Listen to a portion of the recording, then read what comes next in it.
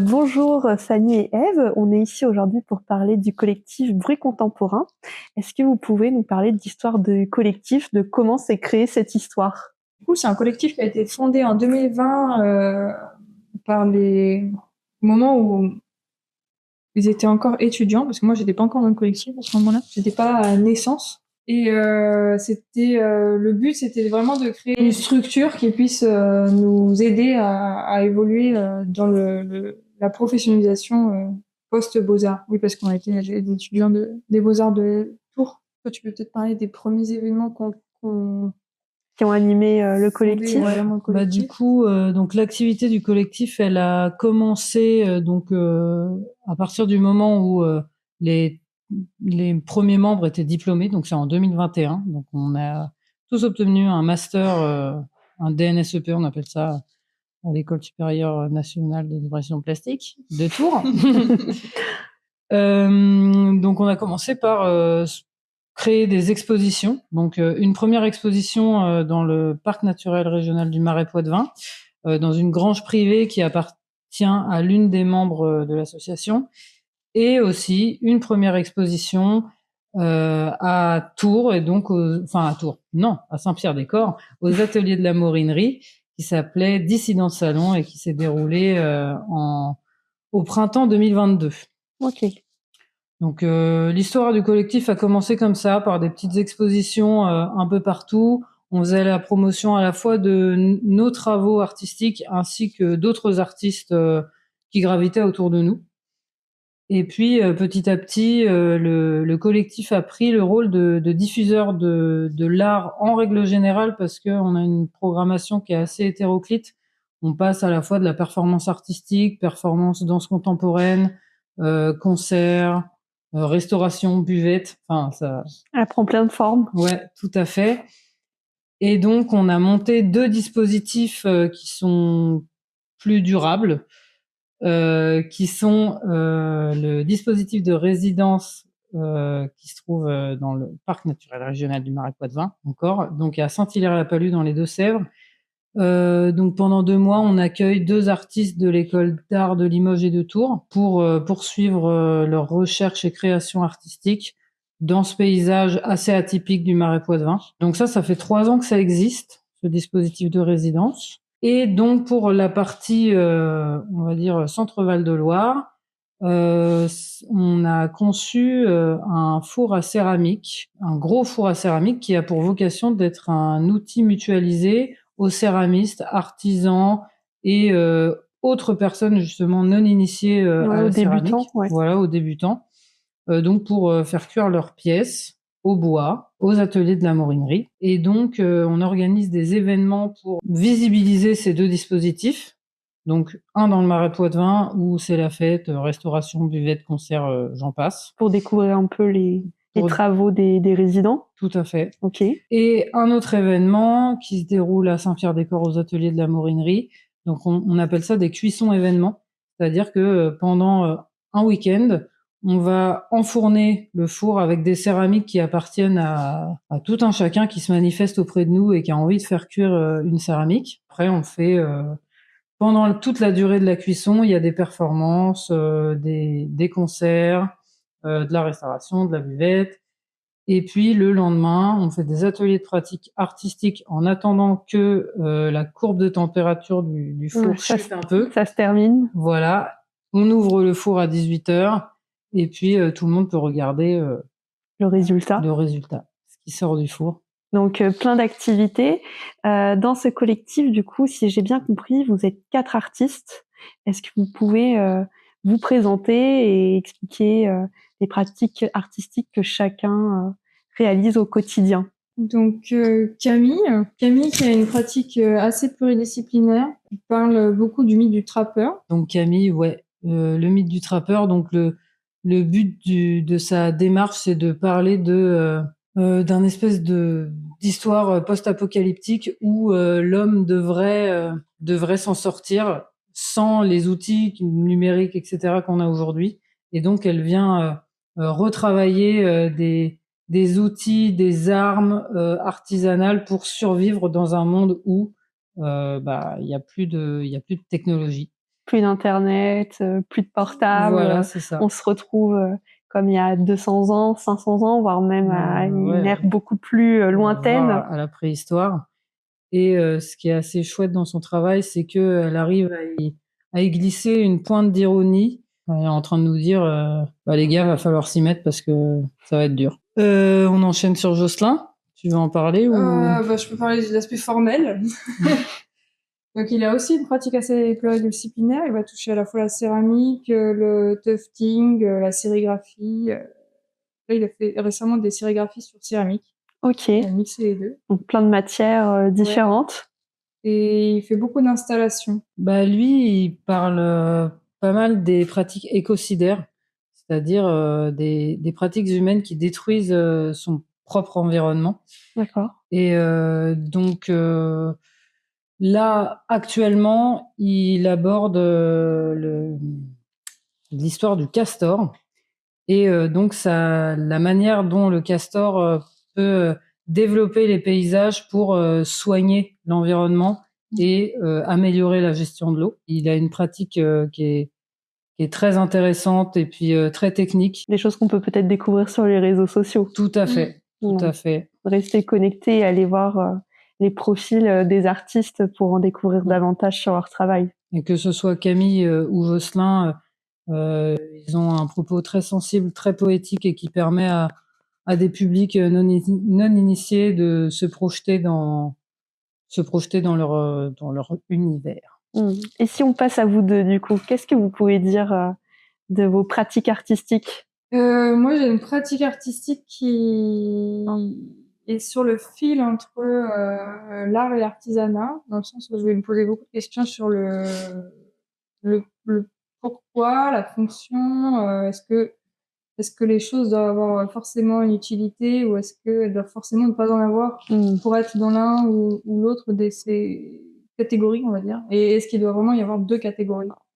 Et du coup, je me pose vraiment beaucoup de questions sur ces thématiques, ces deux articulations et à travers la céramique pour le moment, mais j'aimerais bien aussi étendre à d'autres médiums aussi parce que c'est des médiums que j'ai perdus avec le temps, mais que j'aimerais bien retrouver. Ok, voilà. Ça marche. Et donc pour ma part, je travaille aussi sur les thématiques environnementales, notamment sur la cohabitation entre les êtres vivants et le partage des territoires. Donc moi, je travaille surtout la sculpture sur bois, mais plus généralement l'installation, la photographie. En fait, je touche un peu à tout pour parler de ce sujet auquel je suis confrontée régulièrement, puisque en fait, en parallèle de mon métier d'artiste, je suis aussi guide nature dans le parc naturel régional du Marais Poitevin. Donc, on appelle ça des guides bateliers. L'avantage d'avoir ces deux pratiques, c'est qu'elles s'entremêlent. Elles viennent se nourrir l'une l'autre. Et ça me permet d'avoir toujours une conscience des enjeux environnementaux et d'être au plus près du vivant pour aborder ces thématiques. C'est super de pouvoir mélanger plusieurs activités qui permettent à la fois de stimuler l'une et l'autre. Ouais, je suis pas à plaindre. Et donc, du coup, vous avez construit il y a un peu plus d'1 an un four où vous organisez du coup des cuissons, ce qu'on disait tout à l'heure. La dernière a eu lieu le 6 septembre. Est-ce que vous pouvez nous parler un peu plus en détail de ce four? Qu'est-ce qu'il a de particulier? Comment ça se passe exactement quand vous réalisez une cuisson? Dites-nous-en un petit peu plus sur tout ça. Eh bien, ce four, on a choisi un type de four bien particulier, effectivement. Ça s'appelle le Gérel 3E. Du coup, il porte le nom de, Jean Gérel, le concepteur, et les 3E pour écologique, ergonomique et économie. Du coup, ces 3E, ils sont matérialisés par un four qui déjà coûte peu cher à la construction, on va dire, même si avec l'augmentation des coûts du bois, et ça coûte plus cher qu'avant, mais bon, ça reste plus accessible que de certains fours.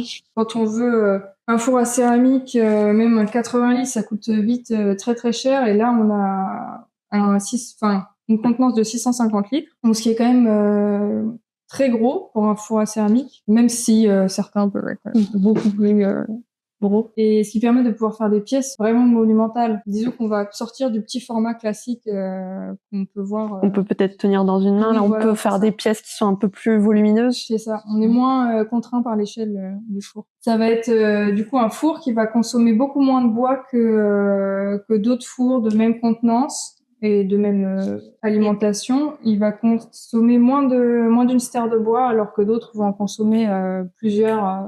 Plusieurs Encore. dizaines selon certains Selon fours, hein. certains fours, mais après Ouais. c'est des formats de chambres qui sont beaucoup plus grands. Mhm. Mais bon. Donc ça c'est pour le côté économique. Pour le côté écologique, il va y avoir plein de petits outils qui vont permettre de pouvoir rebrûler les fumées et essayer d'avoir une meilleure maîtrise de ce qu'on rejette dans l'atmosphère. Mhm. Donc ça, c'est des outils qui sont assez difficiles à prendre en main parce que la cuisson bois, c'est quelque chose qui s'apprend et c'est en voyant des cuiseurs mener une cuisson du début à la fin qu'on comprend vraiment l'envergure de la performance, on peut dire. Et ergonomique, peut-être. Et ergonomique, oui, Le ergonomique dernier parce que E. c'est un four où que ce soit pour la chambre ou pour l'alandier. Donc là, on alimente en bois.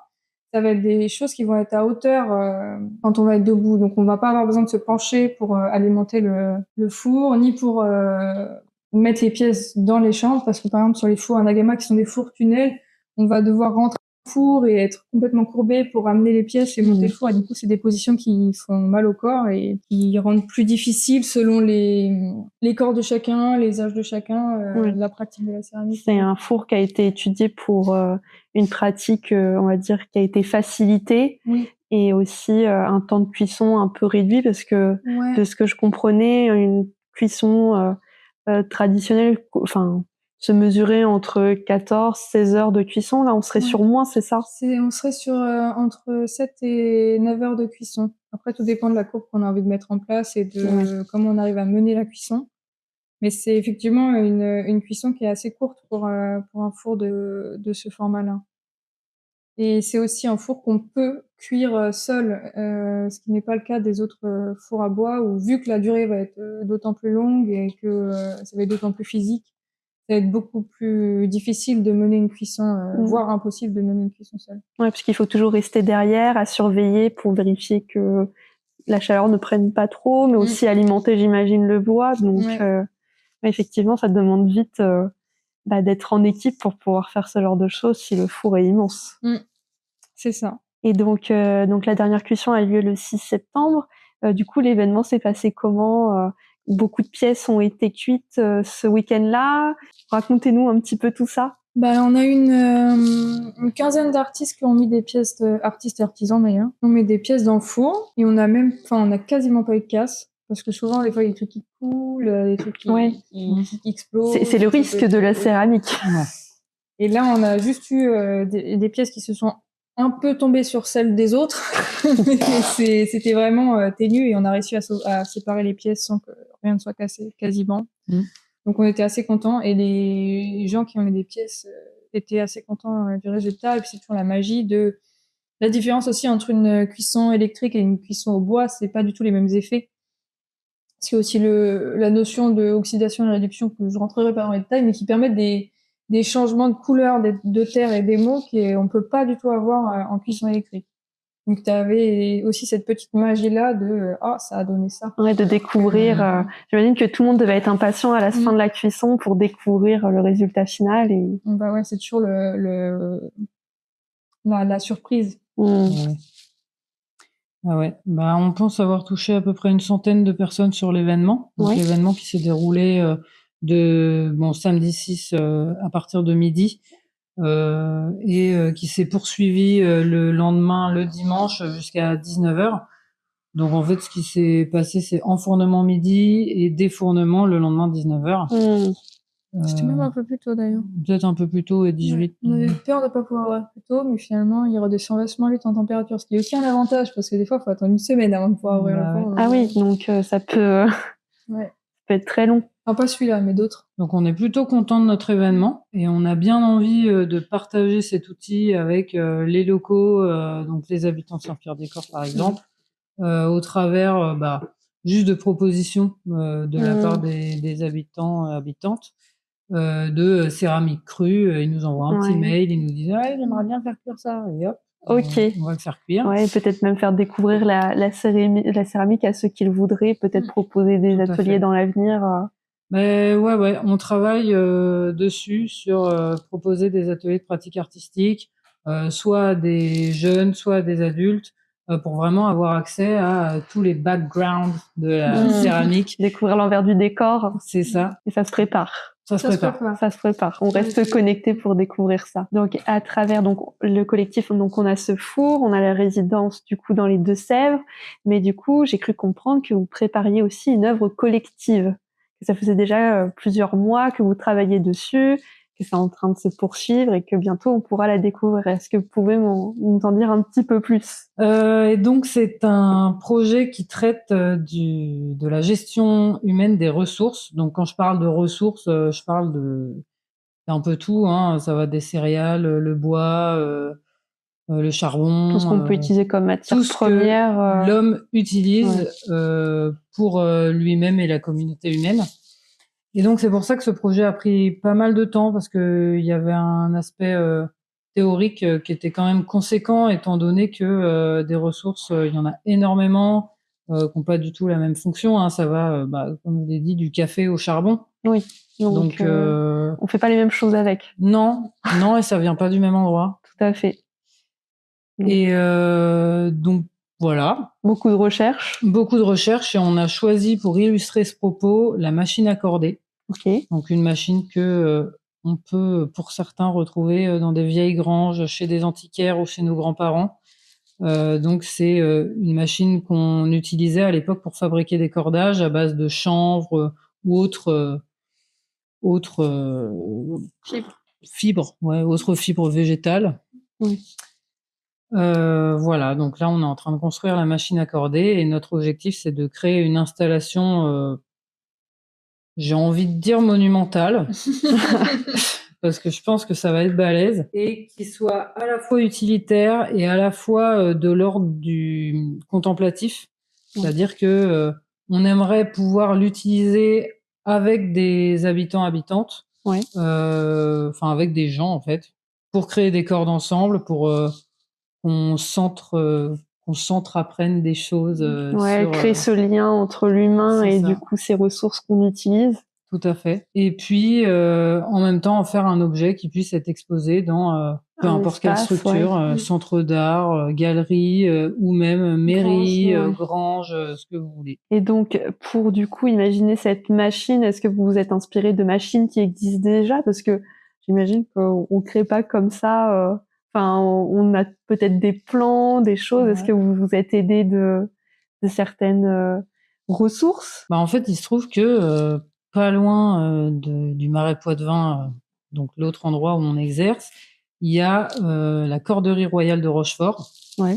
Et donc là-bas, on a pris contact avec ces gens et ils nous ont filé des plans, ils nous ont montré chaque étape du cordage, de la fabrication de la corde. C'était super. On a une visite guidée personnalisée. C'est génial ça. On a eu de la chance, faut le dire. Et c'est un domaine qui est passionnant et qui pourtant, aujourd'hui perd de son côté gestuel et comme son côté beaucoup les matériel.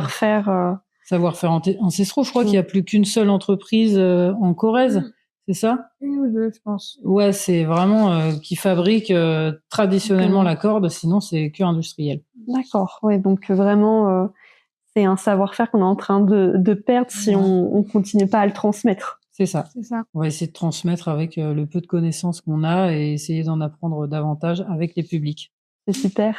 Et ça, vous pensez qu'on la découvrira bientôt, cette machine ou... C'est la question. Ça, c'est la grande question. On aimerait bien qu'elle prenne forme début d'année prochaine, premier semestre de l'année prochaine, ce serait bien. Ok. On vous tiendra informé. Ouais. Est-ce que vous avez peut-être un dernier mot à dire aux lecteurs, aux viewers qui vont nous regarder dans cette vidéo? Qu'est-ce que vous voudriez transmettre pour terminer? On a bien envie de dire qu'on a très envie de partager les pratiques artistiques avec un maximum de public, que ces pratiques artistiques ne sont pas réservées à des personnes initiées à l'art, pas réservées à ceux qui sortent d'écoles d'art, qui ont fait des ateliers de ci, de ça. Non, l'objectif, c'est vraiment de se retrouver toutes et toutes pour partager des trucs, pour partager des choses, quoi, et pour apprendre ensemble. Super. Bah, merci à vous deux pour ce moment, c'était super. Avec plaisir.